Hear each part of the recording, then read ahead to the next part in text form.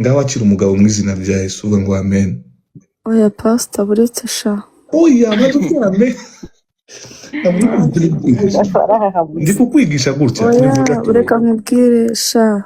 umva maze ngufashe umva gatoya tega amatwi.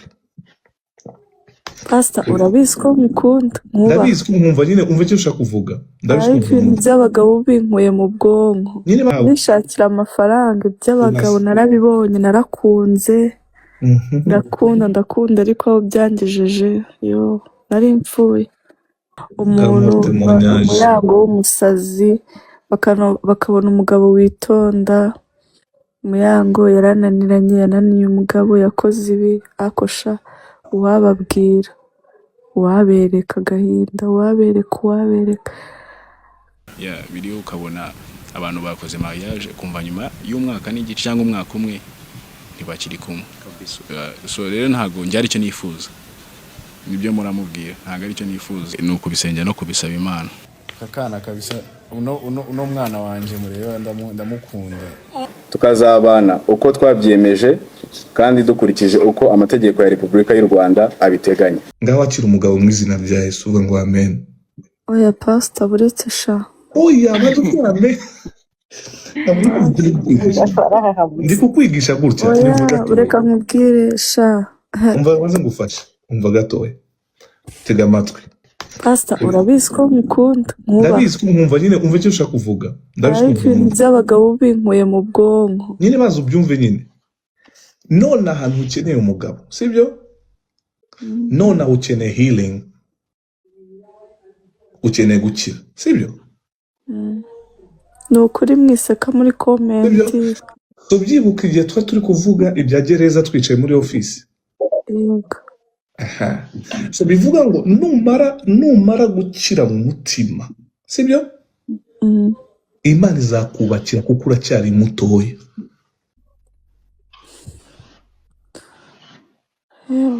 ariko nonaha Imana iguhe kashi.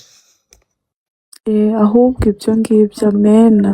urwaye n'umwana wanjye bita Gloria mfite undi mwana muri Canada urwaye cyane nkawe nishakira amafaranga iby'abagabo narabibonye narakunze ndakunda ariko aho byangejeje yo nari mpfuye. Ntabwo naguseka muyango hari igihe ikintu kikwikubaho cyane ukageraho ukabade gute. umva kuntu Aline ambwiye nkubwire muya sibyo umva kuntu Aline ambwiye arambwiye ati ngo siko bizahora. Njyewe reka mbabwire wenda hano hariho abantu bake hari abantu bake ntabwo ari babandi bagenda birukankana ibintu ariko ni ukubona umuntu agenda sha ni ukuri nari mpfuye ni ukuri reka mbabwire umuntu umuyango w'umusazi bakabona umugabo witonda umuyango yananiye umugabo yakoze ibi akosha uwababwira uwabereka agahinda uwabereka kandi uwo mugabo aje hano sha nta kibi yavuga gusa iyi si ko narwambaye ko abantu bantaramye ko bamvuze sha. Ntabwo byari ngombwa kuko ngiye nkunda kwigumanira ibintu byanjye muyango w'ikirara muyango wananiranye muyango yambaye ibi muyango yagiye muyango yakoze ibi ariko sha reka nicecekera umugani muyango kereka abatakuzi Imana izanwanira tuzi umutima wawe mwiza tuzi uko uteye niyo mpamvu nta kintu na kimwe uretse gusa amahoro nigeze kureba mu mutima ariko Imana yamaye gusa neza ima gutunga umwana wanjye ima guhagarara ku rugo rwanjye ima amafaranga ni ukuri anyways yo I thank God. Hari nta mvura idahita bizagenda neza. uzi ikintu kimwe muya ibuka ijambo nakubwiye uva muri office kutuva mu rusengero urabyumva Aline yambwiye ngo suko Aline Gahongayire arambwiye ati nkubwire ngo suko bizahora. Amen. It's out for me. Reka ndeko nitaba kuri call. Akimana irankunda nukuri abantu bari hano kuri live ubiye bajye nukuri umuntu azajya yumva agiye kwiheba basi ageza kuri page yanjye andebe byo nyine nubwo yareba ifoto yongera asubire mu kazi yongera asubire mu bintu ayemo n'abantu bababaye nkumva se naguhumuriza umva hanga mfite wanjye kubwira dada wewe allo shalom muya uyu bamwita Aline Gahongayire ni mfite wanjye mukuru cyane twaguye rimwe urumva tuhagurukira rimwe umviriza ari ikintu agufite ashaka kukubwira uri kumwumva umuryango wacu isashimwe yesa ndazwe shari rero reka nkubwize ukuri nukuri reka kandi ubyumve nk'ibintu nyine ntago mubwira amakuru ndakubwira ibyo munsi urabizi nta joro ridacya nta mvura idahita sibyo ubu n'umuhungu wawe ufite na kare nakuvugaga nagiye muri bijuteri bari kuvuga kuri umukiriya ndavuga nti ikintu kinezeza no kumubona n'umuhungu we sibyo n'ubu kandyamye inyuma reka nkubwire uwo nguwo fete niho kugira ngo Miguel aze nuko niyo yari misiyo yawe iyo misiyo yawe sasa yageze yarangiye urabyumva uwo nguwo akagera ku isi focus on your mission ese sheri ntabwo nyibuka mu myaka yanjye ingana n'iyawe nataranzwe gake ntabwo narataranzwe ngiye nahaboneyemo n'urupfu rw'umwana ariko ndacyahagaze sheri ntabwo mubeshya ni ukuri kwihoraho uzajya ubibona biguhindukira indirimbo cyangwa biguhindukire ibitabo uzandika izahabu iyo imaze kunyura mu muriro irahenda sibyo ntumbara gold too expensive that's who you are so rero ndakumva ibyo uri gucamo kandi wakoze kubyemera abantu bishwa nuko batemera ibyo bari gucamo ariko mpagaze uyu munsi shingiye ku bintu Imana inkoreye shingiye nyuma y'imiraba yose shingiye ku kagambane kose kambaye singuwo Prophet Hakim aba kagambane gusara twarasaze tugerayo nari mfite imyaka nk'iyawe ariko sheri uyu munsi nta bintu biri mu kanwa kanjye no mu mutima wanjye nko kuvuga Imana ibyo rero humura uyu munsi birashyushye ariko icyo nkwifuzaho ni kimwe n'abantu usanze kuri uyu musozi w'amasengesho reka mwite umusozi w'amasengesho wasanga twaraye ijoro ku bwawe ikintu twese tukwifuzaho ni uko inyenyeri yawe itazima n'iyo ijoro rije inyenyeri irakomeza ikaka sheri inyenyeri nta yindi ni wowe amen amuye ukomeze ube mwiza ukomeze uri kunyumva ashobora kuba yagiye ari kukumva ariko yewe nubwo njya kuri TikTok franchement nakurikiye Prophet ariko sinjya hose sinzi uburyo bazamuka ndatenguka naje kubera mama Lily God bless you Lily sibyo sheri rero muyango ongera ube mwiza njya kukubwira akantu kamwe kambayeho sibyo sinavuzwe ariko bya bindi byose byiswe ko ari ibyo navuzwe uyu munsi Yesu yabihinduye ibi positive kuri njyewe navuzwe biziko ushobora kubura akazi ariko ibyo byose nibyo byampaye stage mpagaraho kugeza uyu munsi noneho icyo nshaka kugusaba focus on you kandi reka nkubwire nta kintu usaba Imana ngo ukibure kandi muri aka gahinda kawe umva agahinda kawe dushobora kugafata nk'amakuru icyo nicyo kintu ushaka kukubwira agahinda kawe bamwe bashobora kugafata nka content ariko sheri agahinda kawe gafate nk'ibitabo uzandika ni ukuri tuzongere duhure ikindi gihe nk'iki wadutumiye mu giterane cyawe cyo kuvuga ngo nimuze murebe Imana yanjye nicyo nkwifuriza nubwo isi yakuvugiriza induru hari abantu bakigusengera hari abantu Imana yicaje kugira ngo bagire gute bagoye this time kandi urabizi ko ngukunda ntabwo ngukunda on social media I love you from day one duhurira munsi ya stade niho natangiye kugukunda so rero darling, you are not alone. Gusa ufunga amatwi yo mwisi, ufungura umutima wawe ku Mana, wasamisha akanwa kawe Imana yize yigire gute. Ikubwira kuko iyo umuntu arwaye ahatangira kuvuga ngo ibirenge birandya, umugongo urandya, ibigize gutya, abandi bakabigira inkuru. Rero sheri, I cover you in the name of Jesus, ngo coverinze muri blood of Jesus. Amen. This is your night. Ikindi gihe nk'iki tuzongera guhurira niba ari kuri live.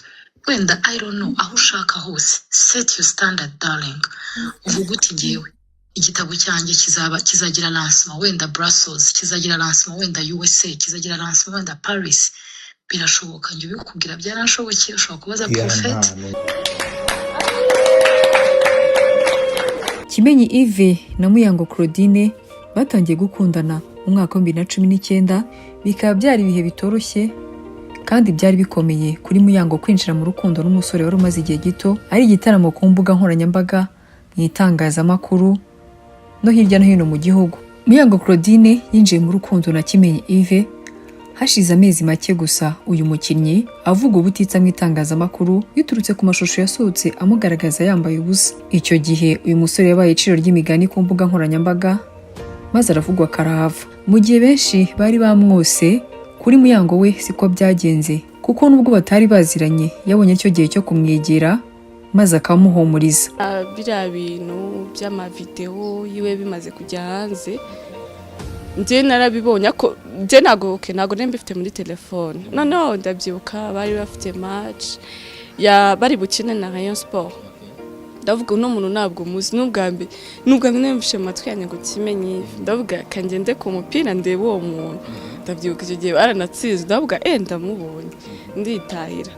Hashize igihe nibwo nyine twavuganye kuri telefone, njye maze ubibona gute. Nambwa rero ntuzacike najye buri hari impamvu. Kuva icyo gihe bombi batangiye kujya baganira nk'inshuti zisanzwe, bitewe n'uko yaba ari Kimenyi ndetse na Muyango muri icyo gihe bari mu rukundo n'abandi bantu. Bakomeje ubushuti bwabo bagafatanya no gusenga. Nyuma y'igihe gito baza no guhura. Ukuntu rero twamenyanye, ubundi twakundaga kuvugana saa 9 z'ijoro tugiye gusenga.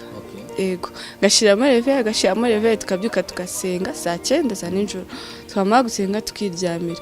Wenda nko kagati mu munsi tukaza nko kuvugana birabo bisanzwe, nigurukiye nagiye mu byanjye nawe yagiye mu bye, ako saa 9 za nijoro bazi ko turi buvugane, akabyuka agasenga ngasenga tukaryama, tuba inshuti igihe kintu. We nyine na tuvugana numvisha akunda gusenga kandi nanjye nkunda gusenga. Ntabwo naryama ndasenze, nawe ntabwo yaryama ndasenze. Ni okay. Noneho rero tukajya tubyuka saa 9 tugasenga buri munsi, like every day. Tujyaho twibera inshuti zisanzwe. Tutarabonana. I have a girlfriend. Nanjye nafite umukope. So twari inshuti, like best friends. Nta kindi kintu cyakibyisha inyuma. Niyo nayo kumuhamagara bari kumwe, wenda ari kumubwira inshuti yanjye ramagaye kansenga yabikarangira. Twavuganaga ibintu noneho ntago byari bisanzwe pe. Yanci yaransuza gusa arikomereza aragenda. No nahantu ngiye nari ndi muri anniversaire, ambwira kuko narakubona kandi cyo ngutere pisi nigendere. Ambwaye ngino ntere pisi wigendere sha. Arazina n'umunota yamaze, ndakubonye rero saa turi ko ngasa aragenda, nanjye nikomeza gahunda zanjye.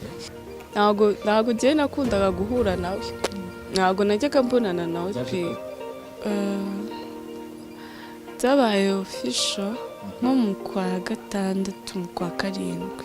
Muyango Claudine umukobwa navuga ko afite umutima ukomeye, yakomeje kuba hafi Kimenyi Yves mu bihe bitari byoroshye, ndetse yirengagiza byose benshi bamubwiraga. Jewe ukuntu meze sibyo, nago nje nita ngo no muntu bimeze gutya bimeze, wabona ari nacyo namukundiye. You never know. So nje I believe ko urukundo nago rwita ku mateka. None se okay, reka we muveho. Njewe se ntabwo ari uko yaranzi, nawe hari byinshi ubwo yabonaga kandi yaranzi. Nari umustar, naramaze kumenyekana, nawe baba babikurikirana. Nago rero naba selfish ngo mvuge ngo nago na why. Iyo umuntu ngo byamucikiyeho byayindi by'abanyarwanda bavuga ngo kamubayeho, aho sinjya amagi.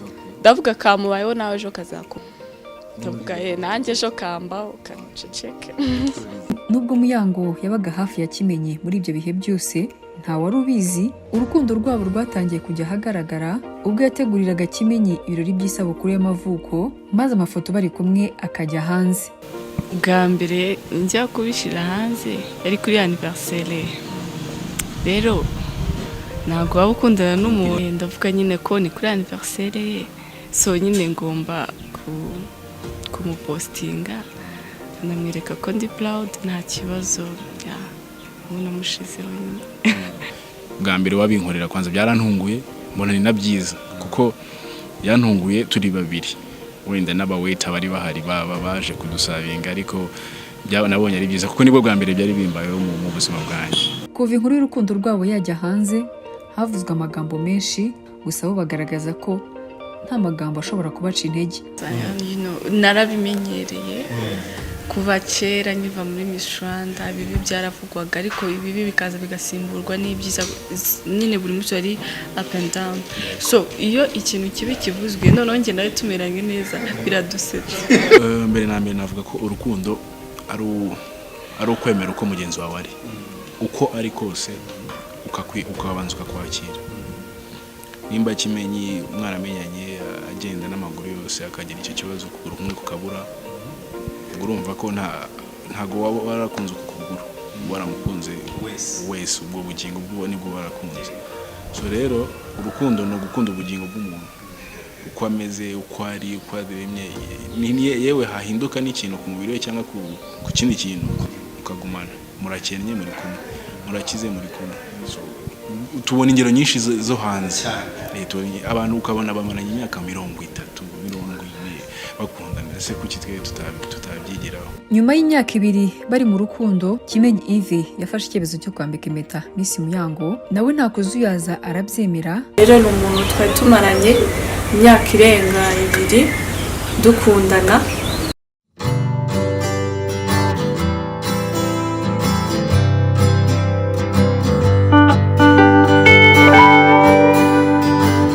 Ko atigeze cika intege, ndawushimira ko ari umuntu wamfashije. Hari byinshi umuntu akora, hari amakosa umuntu agenda akora, ariko ibyo byose yarabyirengagije amitamo, yifuza ko nazamubera umufasha. Ndamushimiye cyane.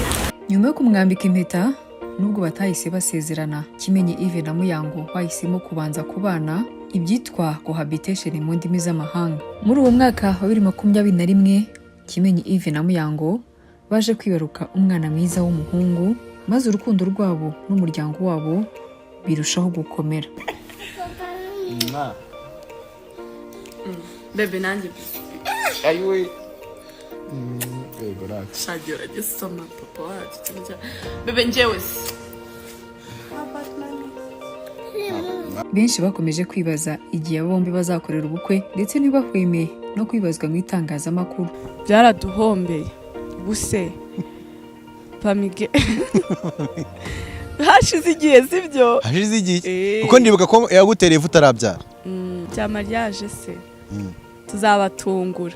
Mu mwaka wa 2023 ubwo bari bafashe icyemezo cyo gusezerana, baje guhura n'ibyago, maze Kimenyi agirira imvune ikomeye mu mukino wa shampiyona ubwo ikipe AS Kigali yakiraga n'ikipe ya Musanze FC. Icyo gihe Kimenyi Yves yagize imvune y'amagufa 2 agize umurundi, ibyo bita tibia na peron, maze benshi bagaragaza ko ari imvune ikomeye itazabasha gupfa gukira uyongere kugenda cyangwa se ngo agaragare mu kibuga.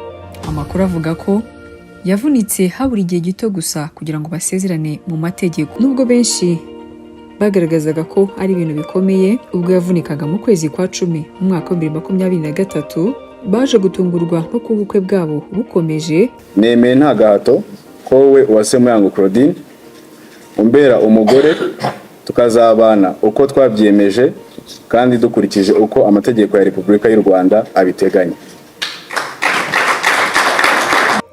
Maze kubona ko kubona nashakaga duhuje kandi yahuje n'umuryango wanjye, muje n'umuryango biriyo ukabona abantu bakoze mariage, kumva nyuma y'umwaka n'igice cyangwa umwaka umwe ntibakiri kumwe. So rero ntago njyari cyo nifuza, nibyo muramubwira, ntago ari cyo nifuza, no kubisengera no kubisaba Imana kuko wamugana biba bigoye, ariko ntekereza neza ko buri muntu aba afite umuhamagaro we. So sinibaza ko nk'uko tubibona imyaka Beyonce abanye na Jay-Z irahagije. So sinekereza ko wenda byaba ari karande mu Rwanda gusa. Birashoboka ko wenda n'abandi turababona mu Rwanda kuko mbona amakouple menshi kandi y'abastar arambanye. Uyu munsi bishobora kuba bimeze gutya ejo bikagenda nabi. Okay, umutima urababara ariko nyine iyo wibutse cya kintu ngo n'undi ibiri bube biraba uhita uvuga okay kanuzi. Rero yo forever wenda twasenga izabe forever ariko ubu ntabwo nakubwira ngo ni forever.